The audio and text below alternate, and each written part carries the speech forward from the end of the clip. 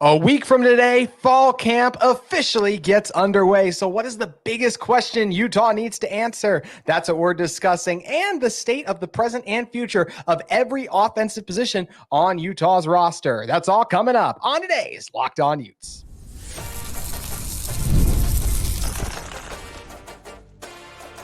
You are Locked On Utes, your daily podcast on the Utah Utes. Part of the Locked On Podcast Network, your team every day. Hello, everyone, and thank you for making Locked On Utes your first listen every single day. We are available on all platforms, including YouTube and wherever you may get your podcast. If this is your first time listening to our show, make sure you like and subscribe. We are part of the Locked On Podcast Network. If you're interested in a second listen every day, make sure you check out Locked On College Football, Locked On Big 12. We got you covered with all the media days that are going on out there right now, too. So Locked On is the place as you gear up for college football season. Today's episode of Locked On Utes is brought to you by our great friends at Gametime. You can download the Gametime app, create an account, and use code LOCKEDONCollege, all caps, no spaces, for $20 off your first purchase. Terms do apply. My name is G2 Wistricll, former intern inside the University of Utah Athletic Department. Excited to be joined on today's show by former Utah kicker and just scout extraordinaire with all the other things he has going on too, Moose Bingham. Moose, always appreciate you stopping by, and I can't believe we are a week away from the start of fall camp. The off season is always very long, but the end is in sight. We are getting closer and closer to that August 29th game against Southern Utah. Fall camp is another one of the dominoes that falls that begins that. So we got a week left basically till it gets underway. So it's time to assess this roster. What are the big questions Utah needs to answer? And let's go right to the biggest question that Utah has to answer. A little later on, we're going to talk about the state of every offensive positions, which is fair because started off, we got to talk about an offensive position that to me, I think is the biggest question mark of this entire roster. And that's the state of the offensive line. I know Kyle Whittingham was confident at Big 12 Media Days saying he thinks this could be one of the best groups they've had in a few years. But look, the offensive line last year was one of the shakiest aspects of this Utah team. And all of the players that are projected to start, we have not seen them play at a consistent elite level. Keaton Bills and another guy I would say that about is Satao Laumea. Those were elite offensive linemen. They are gone. Do I think these players are going to work out that Utah has up here? Do I think this is going to be a good offensive line this year? I do. But there are less known commodities on this offensive line than there has been in a little bit. Caleb Lomu's never played a meaningful snap. He's projected to start as Utah's left tackle. Tongai or Kump as the left guard right now. Kump was extremely up and down. So was Tongai. Johnny Maya, I really like. Can he stay healthy? That missed a lot of time last year. And then Michael Mokafisi, he's solid, but he has struggled in pass protection a lot. We had PFF's Max Chadwick on here recently, and he talked about this Utah offensive line in pass protection last year, graded out as one of the worst in the country. I don't always agree with everything PFF says, but that shows you there's some issues there if that's the case, and Michael Mokafisi was part of that. Then Spencer Fano, he was okay as Utah's left tackle. I think he's going to be a good right tackle, but we still have to wait and see. I can tell you're dying to jump in, so I think the offensive line is the biggest question mark Utah needs to answer. What are you talking about? They're going to be the biggest exclamation mark when everything's said and done. So what's nice is a lot of these guys are coming back, and Caleb Lomu didn't start last year. He hasn't gotten a lot of reps. You're absolutely right. That's totally fine with me because he's had a year in the system. He got to redshirt, and he's with one of the top O-line coaches in the country. Yeah. And you have Isaac Asiata helping him out too, getting that nasty edge coming in. Caleb Lomu, I'm not worried about. I think he could have gotten reps last year and been just fine, and he's a road grader. Let's talk about the right tackle, Spencer Fano, one of my favorite human beings on earth. Do you know how many reps he got in high school at left tackle, JT? Yeah. No, zero, right? Zero. Yes, you're absolutely right. He is not used to being on that side. He gets to his natural position, and we are sitting pretty. So we've got our twin towers on the outside, and I'm feeling great about it because we have a lot of experience, and I like that. They are both road graders, and your questions of pass protection are valid. Who was throwing the ball last year? Straight up statues. I mean, goodness gracious. You could have had Jonathan Ogden, Trent Williams, or anyone else sitting back there, but when you have to block for 5 seconds and you're sitting there and you're just like, please move for the love of everything holy. And they don't. So the tackles, I'm not too worried about. Will they have bumps Will they have a couple of things where you're like, wish I had that one back? Absolutely. But having Bad Moon, Cam Rising back there is going to make everything a little bit better. He'll slide the protection one way and run the other. He'll do what he needs to do because he's a guy that knows how to buy time. You had a lot of guys that I love. Bryson Barnes, great kid. Doesn't know how to buy time against Pac-12 defenses, where Cam Rising absolutely does, and he's going to be helping the offensive line. And let's talk about the interior really quick. Michael Mokofisi, absolute dog. Yes. I mean, that kid is huge. He's had some times where you're just like, but he got kicked inside, played outside. He's done different things on the D-line. Johnny Maya, coming from the East High, love Johnny Maya and Jaron Kump. You're looking at high 3 and 4 stars that are developing into great things. Jaron Kump had offers to USC. He was committed to BYU for a while. Don't you roll your eyes at me. Jaron Kump is a dude. I like Jaron. Keep going. Dude, we've got a senior-laden interior offensive line. Jaron Sr., Johnny Sr. We've got a redshirt junior in Michael Mokofisi. You didn't talk about Tanoa Tongiai, redshirt junior. And then we've got Salatoa Moiai as a sophomore. That's a pretty old offensive line in the interior with a lot of experience. Those are some dudes that have been around the block. And yeah, have they had made mistakes? Yes, so have I in my life. That's okay. I learned from my mistakes, and so did the interior of the O-line. We're going to have a great line this next year. Don't you question the boys up front. Come on, JT. Well, first of all, I don't like that you brought up Jim Harding, because that implies that obviously we like Jim Harding, but I don't know a position coach on Utah that I don't have faith and trust in. So it becomes about the players. And the truth is, this is why I was rolling my eyes when you brought up Jaron Kump's recruiting rankings, because this isn't about recruiting rankings. This is about what they've shown. And the truth is, last fall, this offensive line was better once Coley came in at center than when they had Jaron Kump there. They performed better after. And Moose, I just want you to answer one question, because we still need to get to your burning question. Who on this offensive line last year played at an elite level at the position they were at? I don't know. The freshman All-American at left tackle played really well. He had growing pains.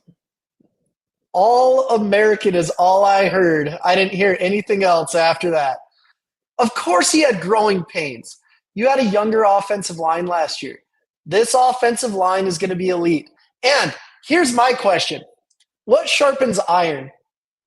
Iron, Moose. Iron sharpens iron. Great. So who do these guys go up against each and every day? Yes. An elite defensive line. But that doesn't mean we've seen units before. One team has a good elite offensive line and their defensive line isn't great in the past. There's tons of teams in the NFL like that. So I do think there is. I hope what you're saying is true. And once again, I'll go back to this. This is a Utah roster I like. I've defended the offensive line and all things of that nature. But when you have to go with who do you have the big, I think Caleb Lone was going to have a really good year. But when you go, who is the biggest question mark? I think it's the offensive line. I'm excited to hear in a moment your biggest question about this Utah roster, because I did like the defense you provided for the offensive lineman. And I feel bad having to go out the offensive line, because I am a former offensive lineman. So I hope those of you who listen to this, well, I mean, if you want to use it motivation at the end of the season, like be one of the 10 best offensive lines in the country, please do that. But that's my biggest question right now. Want to hear yours in one moment. But first, we need to talk about our friends at eBay Motors. Passion, drive, and patience. The formula for winning championships is also what keeps your ride or die alive. eBay Motors has everything you need to maintain your vehicle and level it up to peak performance. Superchargers, roof racks, exhaust kits, LED headlights, and more. Whether you're into speed, power, or style, eBay Motors has you covered. With over 122 million parts for your number one ride or die, you'll always find exactly what you're looking for. And with eBay Guaranteed Fit, your part is guaranteed to fit your ride every time or your money back. Because with eBay Motors, you're burning rubber, not cash. With all the parts you need at the prices you want, it's easy to make your car the MVP and bring home huge wins. Keep your ride or die alive at ebaymotors.com. Eligible items only. Exclusions apply. eBay Guaranteed Fit, only available to U.S. customers. All right, Moose, what is your biggest question about this Utah football team in 2024? Well, let's think. Tight end room, exclamation mark. Running back, exclamation mark. Wide receiver, exclamation mark. Even though you don't love them, O-line, exclamation mark. Defense, the whole gosh darn thing. I'd be worried about safety replacing two NFL safeties, but I'm not because we brought in great guys. There's a lot of starters there, and I can't question it. Do you want to know specialist looking good? I watched the punter the other day.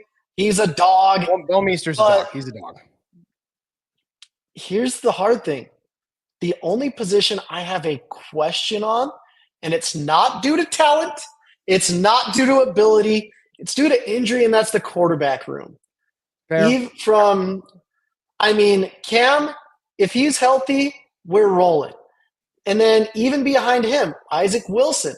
He had some knee issues last year at Corner Canyon. Is he 100% ready to go? I don't know. When he can run, that adds an aspect to the game as well. Behind Isaac, I think Isaac has really solidified himself as the number 2 quarterback. But who's number 3 if those two guys, when you have your top 2 quarterbacks with injury concerns, that's a sketchy thing for me at least. I mean, to your point, Brandon Rose missed all of last season with an injury too. So we can go all the way down to the 3rd guy. Yeah. And then we get to the 4th. It's probably the kid from UW that went Sam Heward yeah, from Cowboy. Yeah. And gosh, he's a 5-star, but okay. Let's see what happens. Now you want to bring up recruiting rankings? That didn't in the first segment. Yeah, I'll bring up recruiting rankings all over the place. Come on, JT. Yeah, but it's all based off potential.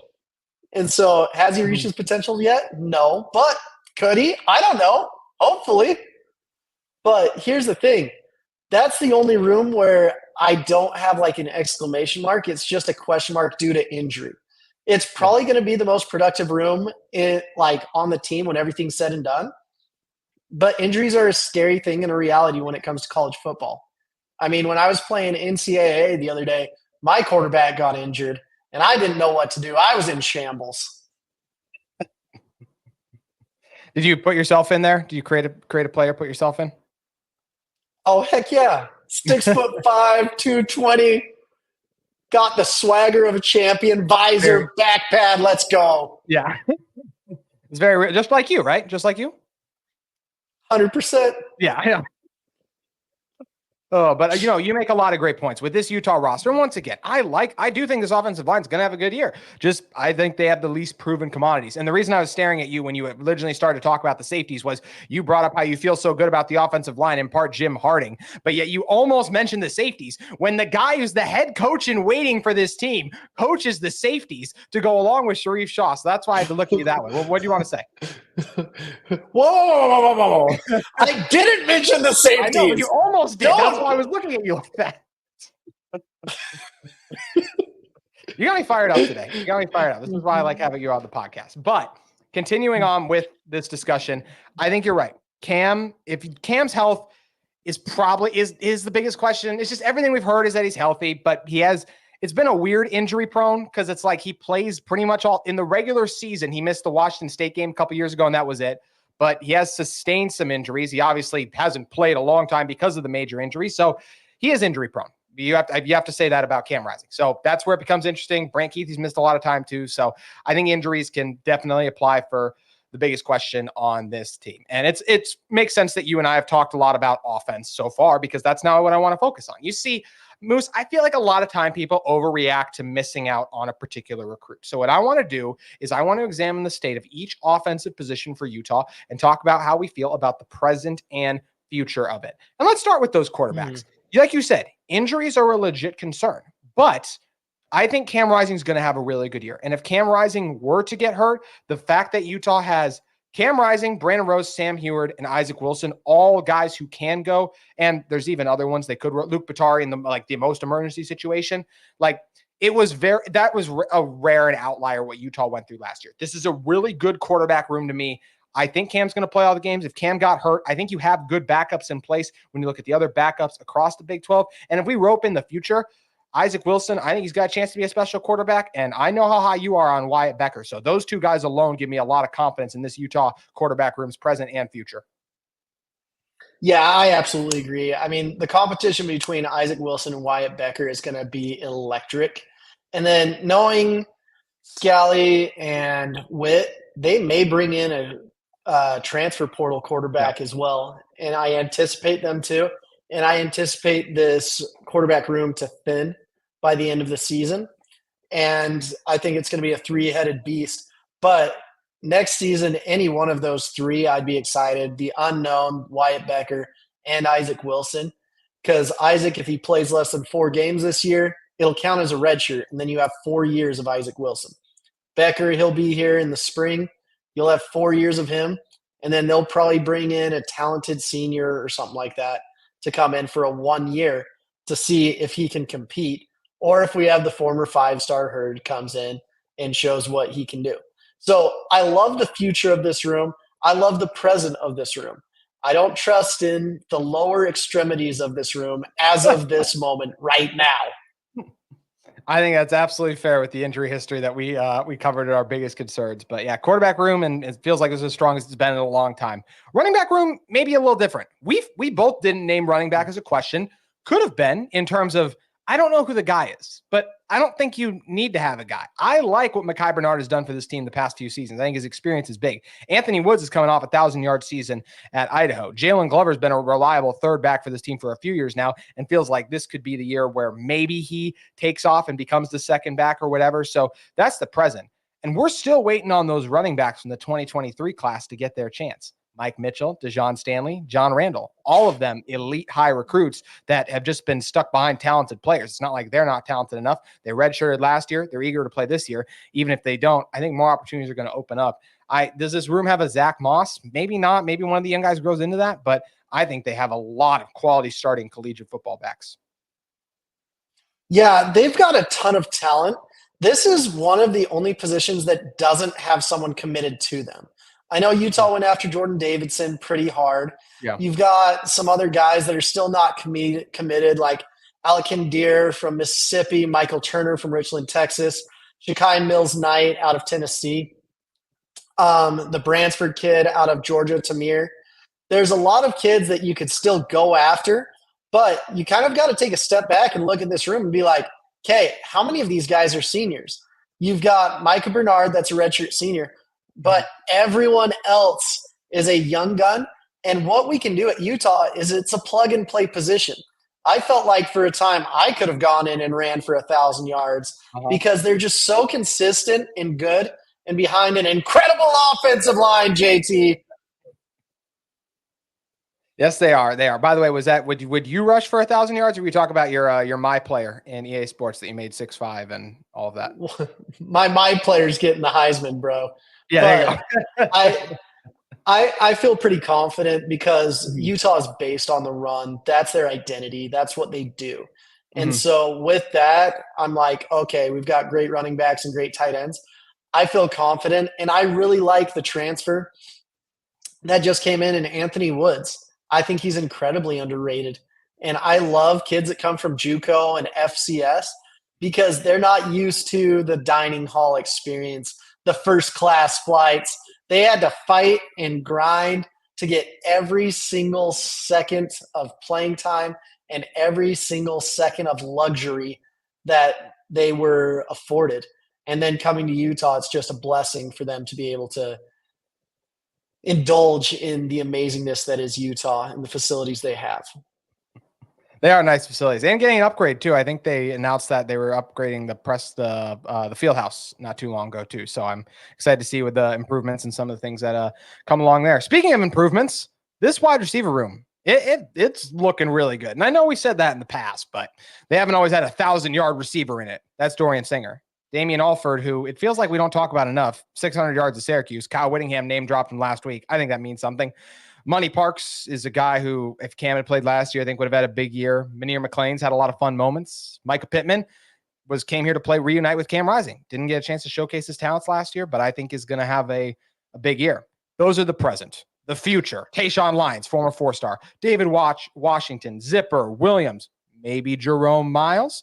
Feels like this is the best present and future we've seen of this wide receiver room in a very long time. Coach Elvis Whitted has done a fantastic job assembling the present and future of this group. Yeah, the present is very good, but the future is a little bit of a question mark for me right now, at least. Because you look at your XZ, you look at your three starters like Micah Pittman, senior transfer, Dorian Singer, senior transfer, Money Parks, senior, Manir McLean, senior, Luca Caldera, senior. We're looking at 5 guys that won't be on the roster next year. That's a lot. That's a lot to lose in 1 year. And it's not like we have juniors behind him. As much as I love Tayshawn Lyons, he's a freshman transfer. Darian Zipper, he's a freshman. Zipper, my goodness, sorry. So he's a freshman. I think you have to get the receiver out of Corner Canyon. I mean, that's just kind of a must at this point, where if you don't get a Jerome Miles, there's other guys that you can get. Khalil Lockett out of Sasha's, Texas, Michael Terry out of Texas, Derek Meadows out of Bishop Gorman, and then Philip Bell out of California. But you're going to have to get a couple transfer portal kids as well. And it's not saying that I don't like the kids that are committed here. I do like Tavian McNair. And Drew Clemens, I don't know if he's going to be a tight end or a receiver when everything's said and done. But in all reality, I think he's a tight end. And so you're looking at 1 receiver and losing 5 at this moment. The receiving coach has a lot to start recruiting for and hitting the portal for as well.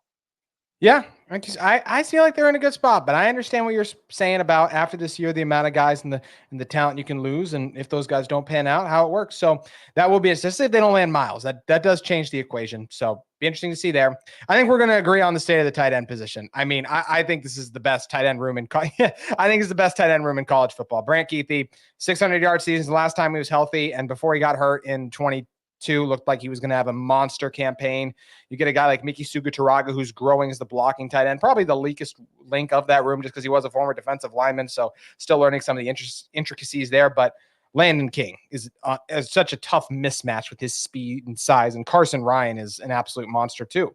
And those guys, that's where like the future is more of a CJ Jacobson. Maybe he's not as proven, but I expect Kuithe to leave after this year. I think both King and Ryan will be back. So I think the present and future is bright for this team because a lot of the guys who are going to contribute this year will be back in 25. Yeah, I mean, you do lose Miki Sugatara, you lose Brant Kuithe, and then you've got some good guys behind him. Carson Ryan wasn't able to go through spring ball, getting over an injury. So he's kind of a question mark to this team. But for me, he's an exclamation point because that dude, I've watched him since he was like 10 years old. Yeah. His dad was a defensive coordinator at Snow College. He's an absolute dog.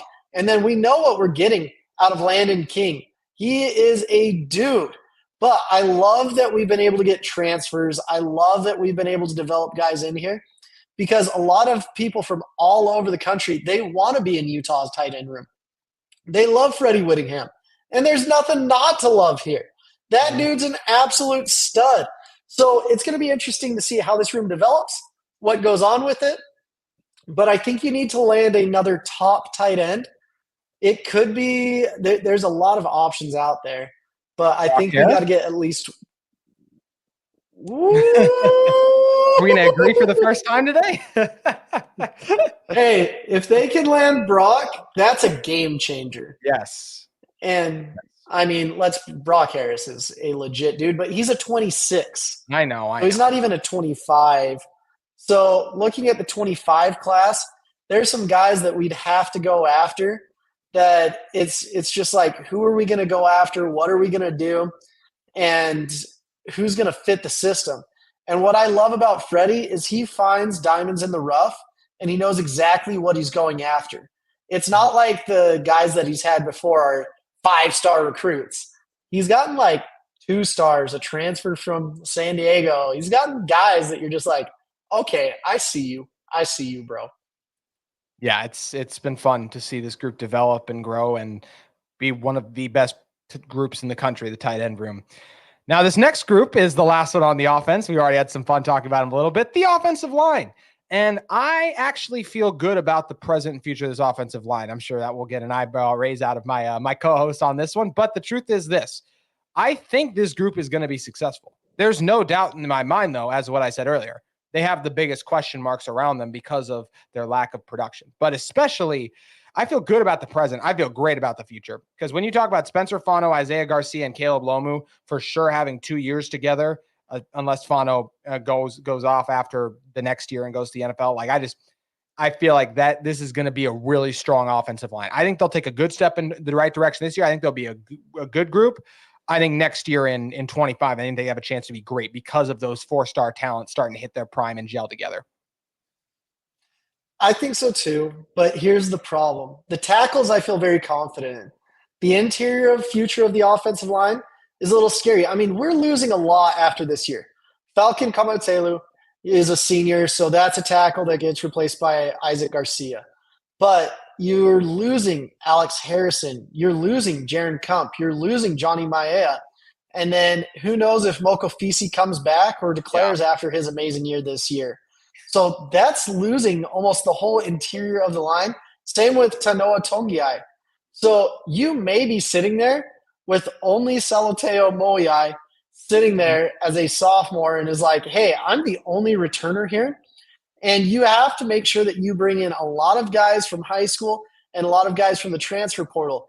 I think one of the biggest losses that they've had this whole recruiting cycle is losing Darius Afalava to Oklahoma. That's a huge loss in my opinion. And so losing Darius, he's the number one interior lineman, and him going to Oklahoma instead of Utah raises some eyebrows, but you have to go and land some of these other guys. It's hard to compete with the SEC, though, in the current era, right? I mean, I feel like when Utah loses out to the SEC and the Big Ten now, I just feel like that gap is only going to grow larger. I'm not as concerned when Utah loses out to schools on that level, but when you see top in-state guys go out of state, even when it is on that disparity, that's still a concern for you? Yeah, it is. I mean, they not only lost him, they lost Alaikano Avelu to Oregon. There's interior guys that you have to get for Utah to be Utah. Well, you have to get these guys. You say interior offensive linemen. So this is what we talked about this a little bit on air, Moose. If you have Spencer Fano, Isaiah Garcia, and Caleb Lomu, that's 3 Ferraris. I want those 3 Ferraris all on my offensive linemen. Who's kicking inside, in your opinion? I don't think any of them are kicking inside. So I don't think they have the body. No, I don't think they have the body type. I think you've got patience, and I think Isaiah Garcia is going to kind of hang out for 1, maybe 2 years, and then Fano will go to the NFL, and then Isaiah Garcia will come in. That's what I think will happen. It's different to be on the interior, especially with these tall, long bodies. You're right. And you don't want a 6'7". I mean, the most likely guy right now is Isaiah Garcia, and if we look at him, he's huge. He's not the little guy that's going to go inside and be just like the road grader. He is a very technical, ready to handle those long defensive ends. And the difference between an edge rusher and a defensive end and a 3-tech is massive. Yeah, you're looking at someone that's 265 to someone that's 320. I mean, the strength you have to do, the anchoring you have to do, it's almost a completely different position. And in everyone's mind, they're like, it's basically the same. And it's like, no. When you're taking on a Halode Nada versus a Paul Kruger, those are 2 different body types and 2 different human beings. And you have to face them a different way. You know what? To your point, Satao Laumea was not as good at tackle as he was at guard, in my opinion, because of what a different position it is. I saw Latu from UCLA give him a lot of fits because that's a first-round NFL edge guy versus a guy who's an NFL guard playing tackle. So it's not an easy positional switch to make, and it will be interesting to see. You got Roger Alderman, Soren Shinofield, but they do need to add more offensive linemen. I thought it was a position they'd target in the portal this offseason, but they didn't. I feel like the current is fine. I feel like they'll be good, but it's an unknown because of some of the things we talked about. You feel good about them. It's something that would be interesting to revisit at the end of this season. But either way, feels like the offense has a lot of talent on it on several spots overall, Moose. And, a lot of these guys play in the state of Utah, and a lot of them are guys that Utah just brought in through the recruiting rankings. Moose, 2 things that I know you are very familiar with. Tell everyone about all the things you have going on.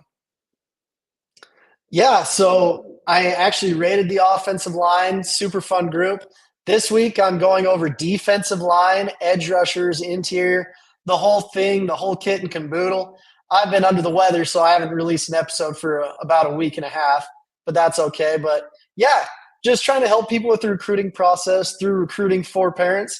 I sat down with the Pulu twins the other day, and they are a couple receivers that Utah should be looking at, have offers from Alabama, Oregon, all over, and they're in the 26 class. Utah, to be successful in the next little bit, they have to start landing guys in the 26 class because that's the class that's going to make the difference. If Utah can land the Pula twins, then I think they've got a huge chance at Brock Harris because those guys I feel like are almost a package deal at this point where all three want to play together. They've been on visits together.